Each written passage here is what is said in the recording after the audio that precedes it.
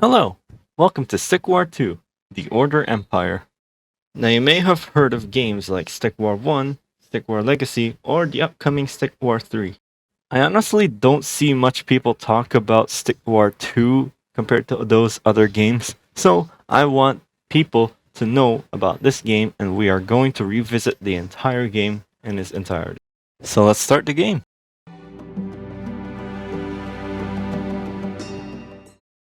Left-click and drag a box over units to select them. No. So this game is a real-time strategy game, also known as RTS, in which you need to control your units individually in real time to gain advantage over the opponent. This game gets difficult if you don't know how to micromanage, so you better get used to it now. As you can see, we're only in the first level and we are already forced to retreat. With a small force built up, I finally can overwhelm the enemy and defeat the first level.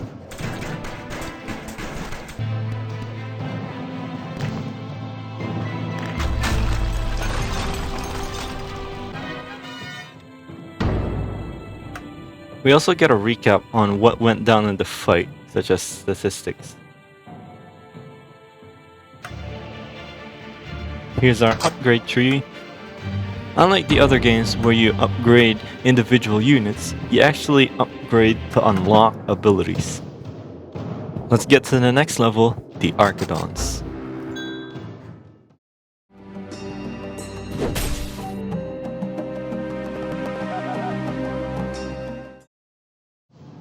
In this level, we are introduced to the center tower, in which we gain resources if we control it. Obviously, it's very important to capture this in the early get-go. So how did we do on this level? Our arrows will blot out the sun.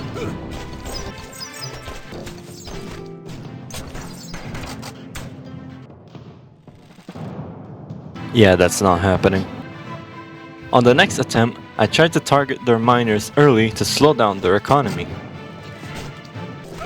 Well, that was a bad idea, because they had too many sword wraiths to fight me off, and then I lost most of my army and couldn't kill enough miners. A few attempts later, I decided to forget about this control tower, and then just build one massive army for a quick decisive victory. I thought I had it this round, but I was too focused on attacking their miners, I didn't pay attention to the arkadons attacking my army. So I went back to focusing on the center tower with a different strategy this time. I would attack the arkadon at the back so my sword wraiths can focus on the melee. With that in mind, I was able to keep the center tower and focus on building my massive army. Everything just fell into place there. My army is big enough to overwhelm them, and I still kept focusing on the arkadons. That way, they can focus on everything else afterwards.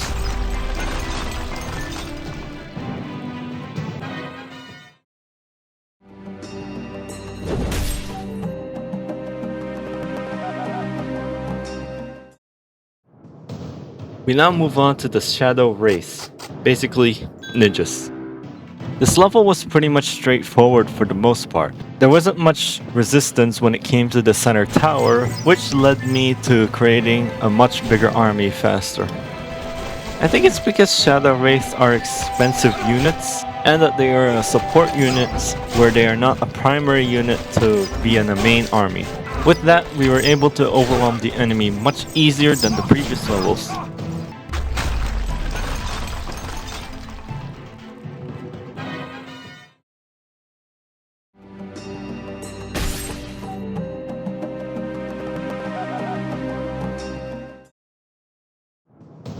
The next level is the magicals. Oh no, it's a Merrick. I'm so scared. Since the magical and the Merricks are rather expensive units, they start with a strong economy. As for the magicals, we need a little bit more strategy, because we can't simply do the sword wraith spam. As for demonstration, Look at this one magical take down my sword wraith group. Call an ambulance! But not for me! It's safe to say I'll be pressing this button many times. On the next attempt, I tried to rush the enemy a little bit by targeting their miners to slow down their economy. As you can see in this clip, I ignored the mercs because they weren't really doing much to me, and I thought my sword wraiths had good value here from killing off enough miner. But by the time their magical spawned, my army was simply not enough to take them down. And that's another reset? I then ignored the miners and decided to face the magical head-on with better micromanagement, so you literally just get good. From there, it was just a back and forth between me and the enemy and their constant magical spawns, but slowly but surely I was able to take the magicals down and gain the advantage over time.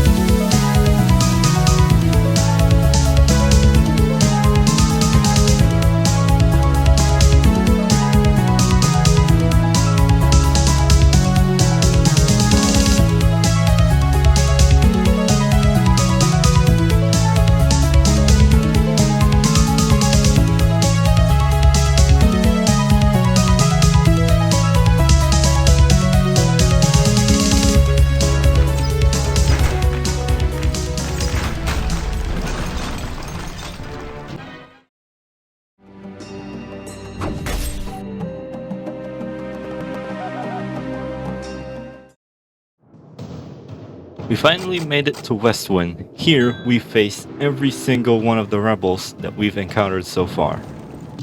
You rebel scum. So here, we start with all of the units, so it's best to take advantage of what they can do.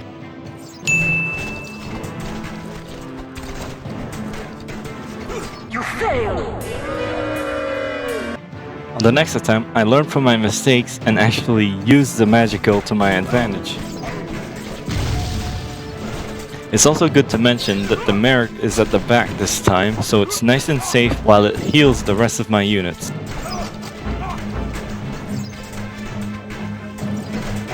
Run.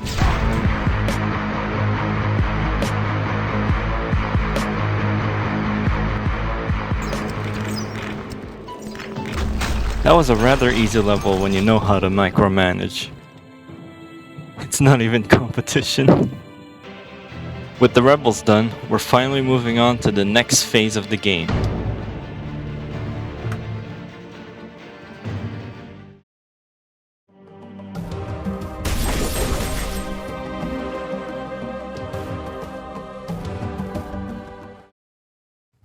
The atmosphere changes. Here, we face a new kind of enemy. Look at the size of that hammer! If you made it this far without micromanaging, this level now forces you to maneuver your individual units. The giant may be a very strong unit, but it's pretty dumb and slow. By using the quickness of our sword wraiths, we can easily take it down.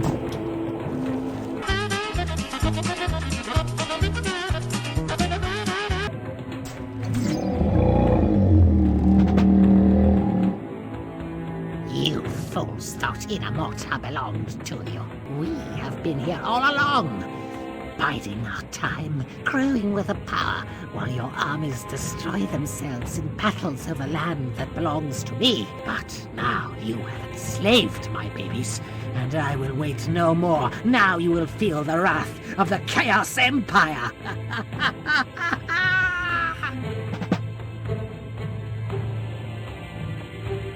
Today we come together representing each of the rebel nations to offer a truce. We wish to join your order empire. Clearly, there is a bigger threat that we cannot face alone. That monster was right. All we've been doing for years is making ourselves weak. Today, we can unite and share this new land, so none shall live as rebels again.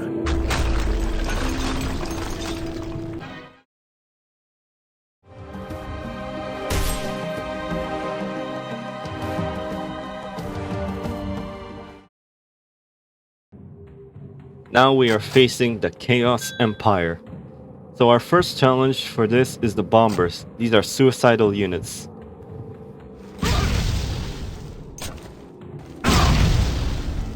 Now these units are obviously explosive, meaning they do a great amount of splash damage. So we can't simply do sword rate spams here. What's interesting about this level is that the AI keeps harassing you with bombers, at least at the start of the level.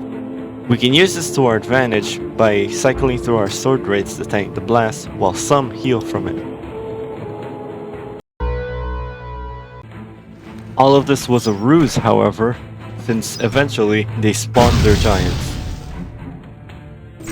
So we basically just have to do the same strategy as before, where you surround the giants, but with an added obstacle this time, that is the harassment of the bombers.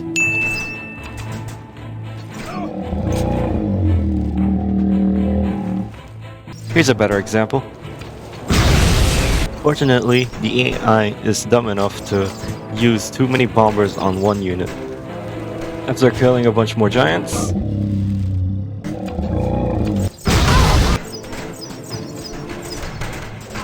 the level was easily dealt with.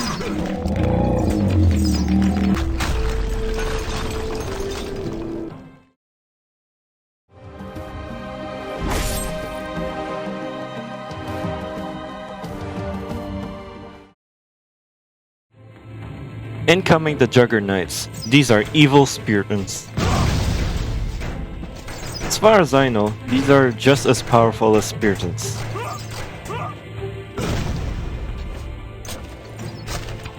Jesus Christ. Here's Johnny! Now there's not much to say about the early game, other than be stronger than the enemy and have better micromanagement. But the bombers definitely make this a challenge.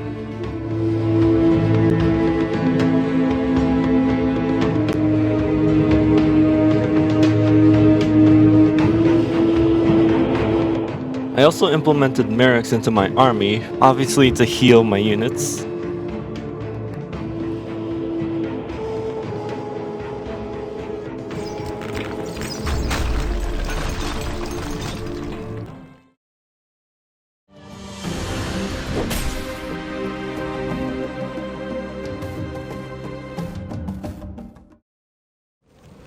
We now encounter the Deads. These are the Chaos Empire's ranged units that inflict poison.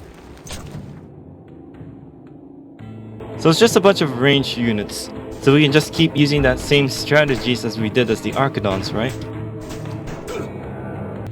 Well, it's not as easy because these guys are armored, meaning it takes longer for us to take them down, and it gives them more time to spawn even more deads to deal with.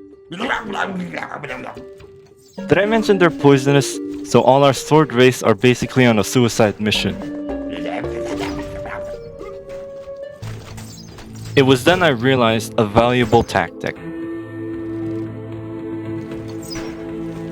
This is called kiting, in which you have a ranged unit run away from an enemy and then hit them every now and again. After a bunch of fruitless attempts and some trial and error, I think I figured out some strategy into this. As for the early game, you obviously fight for the center tower. And as early as possible, you set one miner to pray to get some mana. Now this effort is to get the passive gold income, which gives them an edge in economy. Now we're in business.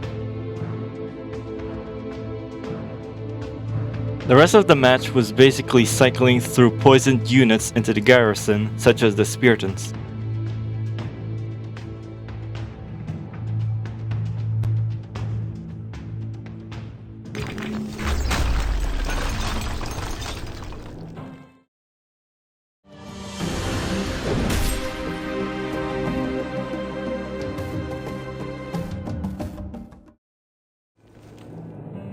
The next enemy is the crawlers. These guys may be weak, but they can overrun you due to how cheap they are. I'll be attacking the packs of crawlers one by one because they have pack mentality in which they become stronger the more of them they are.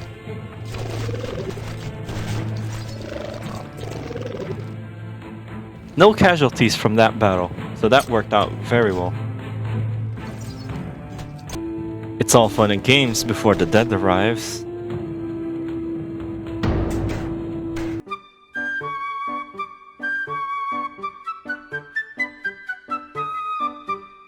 I'll be skipping the early game for this one and give you a rundown of the micromanagement that I have to do. First, I select a few melee units. This is to take down the deads at the back line. Now very quickly, I send one sword wraith to distract the giant from the back. All the while, my arkadons are raining fire on everything. Using this kind of micromanaging, you'll realize just how powerful we become and eliminate the enemy quickly.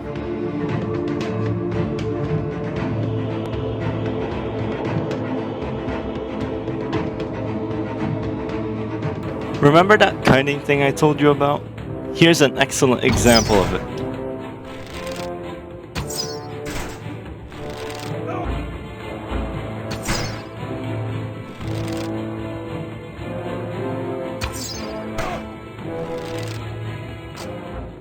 With that, the crawlers were easily dealt with as well.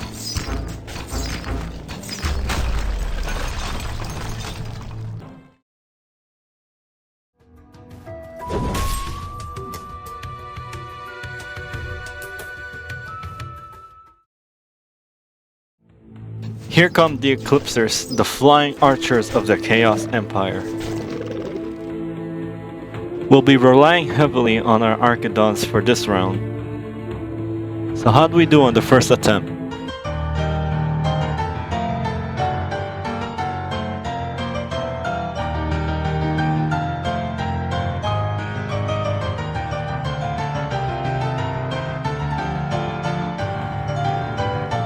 One thing to note about this game is that if you have a bigger army than the enemy, then they're more afraid to attack you and hence retreat.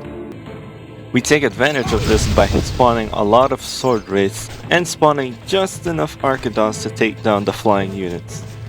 Take note that the sword wraiths tank some arrow shots to keep our arkadons safe. So in theory, because the enemy is more likely to spawn Eclipsers, they can't spawn the other powerful units such as the Juggernauts. With that, we can take control of the center tower and get the advantage overall.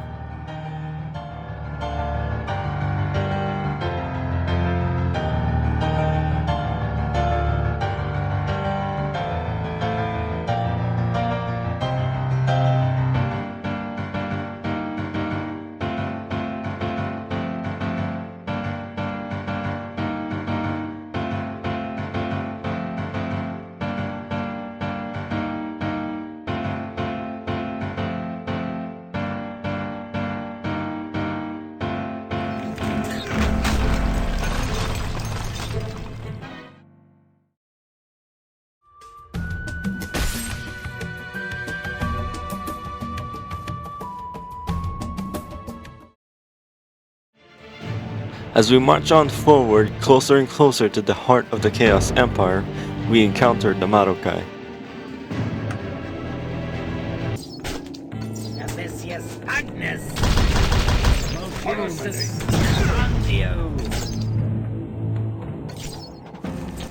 This level for the most part is a battle of the mages, our magicals versus the Madokai.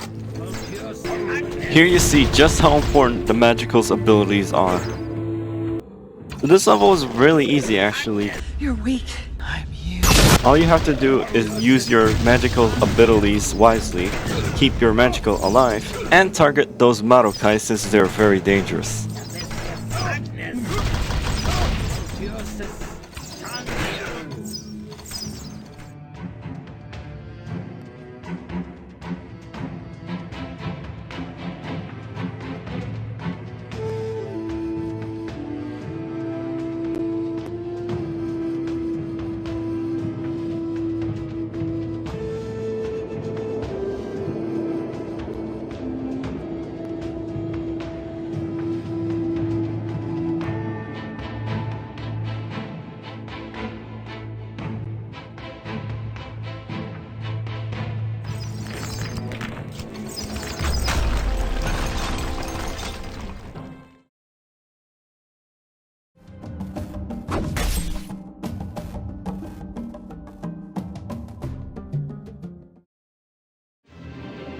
We are almost there. We just have to defeat the castle gates and then we can make it to the final level. There's not much strategy left to stay here, so I'll just play a sped up version of the entire battle.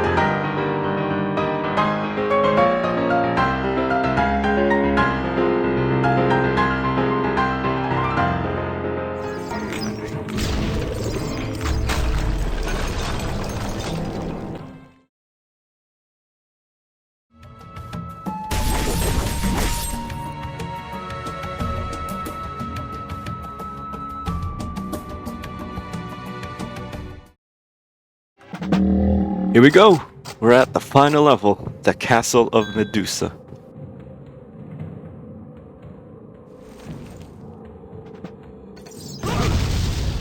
Right off the bat, we're starting a fierce battle. So we need as much value as possible from our units. That is, our units need to kill their counterparts before they kill us.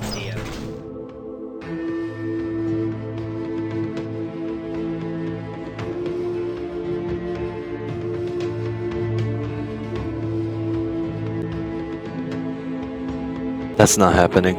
If you defeat the initial battle in the beginning, you can pretty much win the entire level. So the next few attempts, I'm just trying to succeed at that.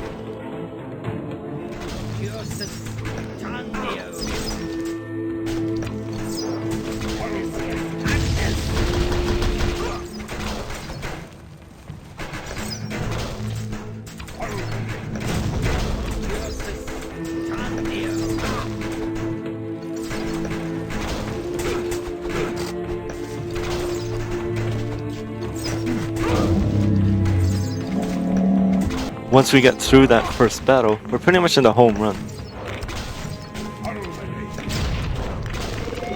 You must all die!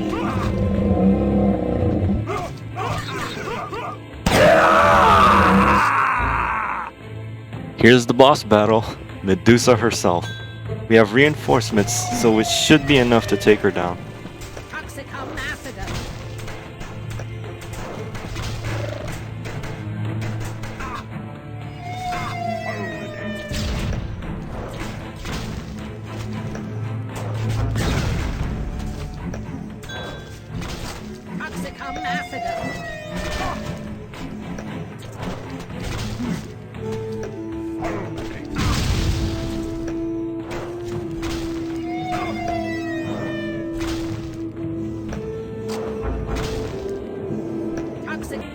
Well, this is awkward. We already failed. Well, safe to say this is the end of the Order Empire. Medusa has defeated us, and she wins. Okay, I'm kidding. Let's try that again.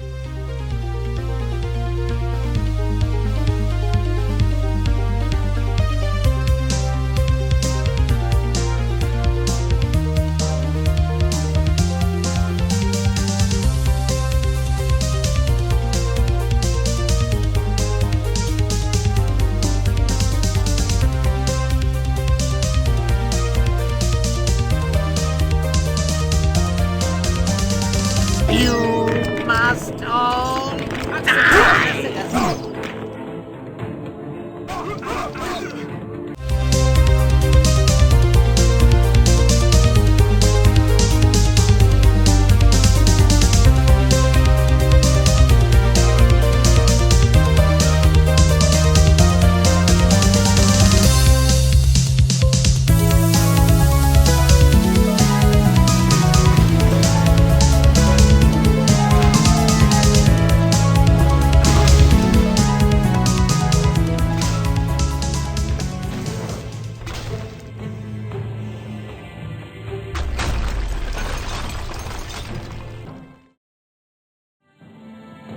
So there we have it.